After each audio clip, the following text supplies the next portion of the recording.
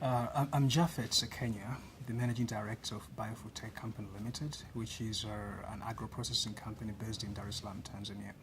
Basically, we process peanuts and the fruits into probiotic drinks, but we also use the organic wastes in the process to manufacture very quality and affordable animal feeds for poultry and fish. Great. And tell me, what does this award from RUFORUM this week mean for you? Winning the Young African Innovation Award in 2018 by RUFORUM represents, first of all, a sense of our significance for what our company is doing, but also it gives me a sense of reflection, remembering how far we have come from those humble beginnings. To be recognized by such an institution is of great value and a great encouragement to me as a person and, of course, to my company in general.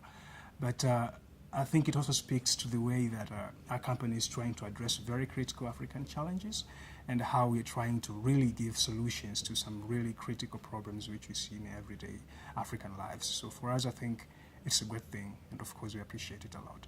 What role do young African innovators have to play in the future of Africa? African innovators, I think, are quite at the very center of the progress in Africa. There is no development that can't go through innovation. So I think innovations are not just giving answers to problems, but they give a roadmap on how far can Africa go trying to address its own problems without depending on other sources from the external environment. So I think innovation is key, not just to progress, but to putting Africa on a different road that can really bring progress and the development and, of course, prosperity to its own people. Yes. Why should young Africans really start taking agriculture seriously? I think Africa depends on agriculture for everything. For example, take an example in Tanzania where about 70% of the population depend on agriculture.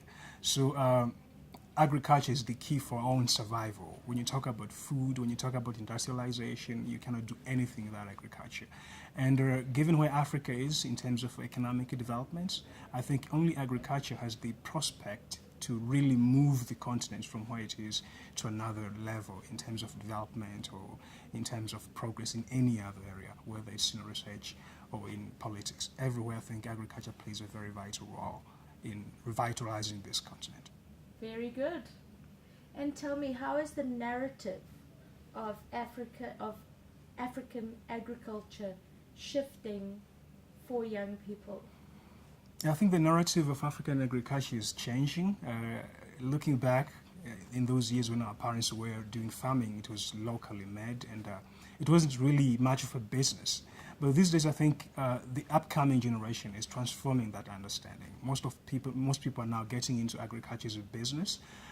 They're changing their practices and how they're doing agriculture, and they're also trying to be innovative in terms of what kind of crops to deal with, and to look into the ways of how to connect African agriculture with other interventions or other institutions or other countries. Now we don't only farm for Africa anymore, we farm for the world. And I think that's very important when you look at how the agricultural sector is transforming throughout the entire continent. Great. You're doing very well. Thank you. Can you briefly describe your innovation and its value? Okay. The first product, which is the probiotic drink, was definitely, we innovated it specifically to address the lactose intolerance problem, which is a very huge problem for most Africans. People who get allergic by drinking milk because they cannot digest that lactose sugar found in milk. And we came up with this innovation to try to offer Africans an alternative solution to normal milk, that we can give you the same health benefits, the same nutritious contents through another product, which is lactose-free, instead of using milk that contains the lactose and brings you a lot of health problems, allergic reactions, and so forth. And the extent of the problem is quite bigger. For example, in Tanzania, estimates, researchers say there is about 45% of the population is currently affected by lactose intolerance. So when you look at Kenya, for example, 39% of the population are said to be lactose intolerant. Of course, the highest numbers are found in Sudan, where we have about 55% of the population somehow affected by lactose intolerance. So it's not just an African problem, it's a global problem. And Biofood Tech Enterprises Company Limited, we're right at the center trying to offer some really vital solution to that problem. And when you look at another product which we are offering, which is the Ngorongoro feeds for poultry feeds, we are trying innovatively to replace the usual protein sources such as fish and soya with black soldier flies larvae, which we produce from organic waste. In that essence, we keep our environment clean, but at the same time, we provide a very sustainable source of protein from our own waste that we collect every day.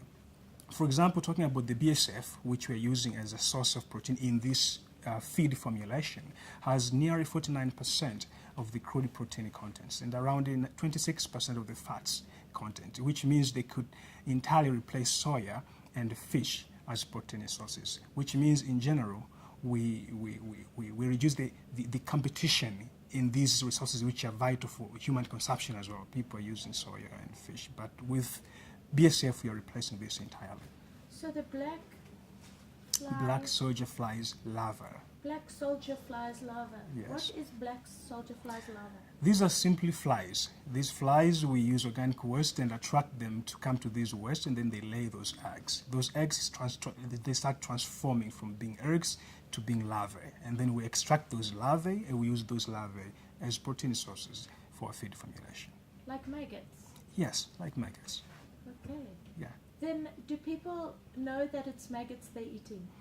Yes, they know, because insects, I think, are usual creatures. Most people are using insects. And what we're looking for are those beneficial values we get from these insects. Mainly, of course, the proteins and the fats. Those are the huge contents we find in these insects. And people understand that, I think.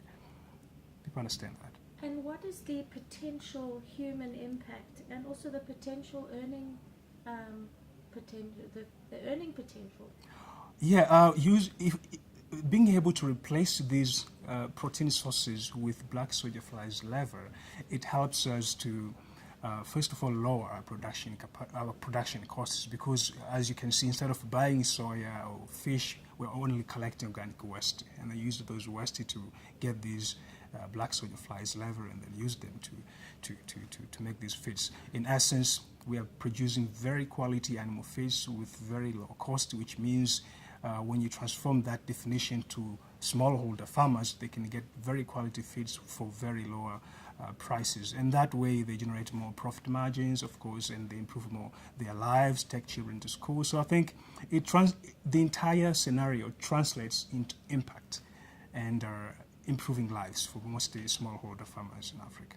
But also enormous kind of value as an entrepreneur for you. You can become, earn a good amount of money. Yes. I cannot go into the margins, but I'm suffice to say that as a company, we are earning quite enough. Yes, we are earning quite nice margins due to these kind of innovations. So it's social entrepreneurship. Yes, it is. We are trying to be at the center of our survival and operations as a company. We are trying to be as socially inclusive as possible. From each of our products, we have to work with smallholder farmers, from the collection process, from the farming process to the entire value chain. We go with them from trainings to farming to harvesting to purchasing of those producers and the rest. So we're entirely inclusive, and that's something we value as a company. Wonderful. What is the Africa you want? Oh, the Africa I want. I want the Africa that is progressive, where people are not only given opportunities but seeking opportunities. And I want an Africa that does not only promise but delivers on its own people. I want an Africa that people are working and the people are getting the returns of their work that they do every day. And I think that's possible as long as everyone stays where they are and learning more to be better at everything they do. Yeah. So we have the resources, we have the lands, we have the working force. I think we can get there. And my imaginations might be possible. I think so. Great. Thank you.